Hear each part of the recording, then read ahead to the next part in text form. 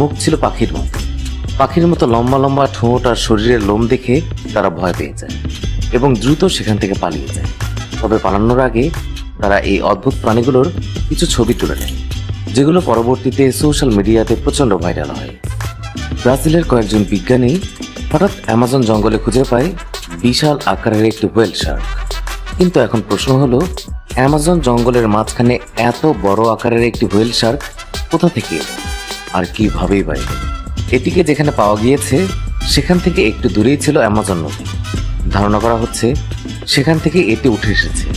তবে পরবর্তীতে এটি নিয়ে রিসার্চ করে জানা যায় এটি অ্যান্টার্কটিকার ঠান্ডা পানিতে বড় হয়েছে। কিন্তু সেখান থেকে এত দূর কিভাবে আসলো প্রাণীটি? বিজ্ঞানীদের মতে কিছুদিন আগে প্রাণীটির স্বাভাবিক মৃত্যু হয়েছে। বিজ্ঞানীরা জানান যে অনেক সময় তারা খাবারের সন্ধানে এক জায়গা থেকে অন্য জায়গায় মাইগ্রেশন করে, কিন্তু এটি সাধারণত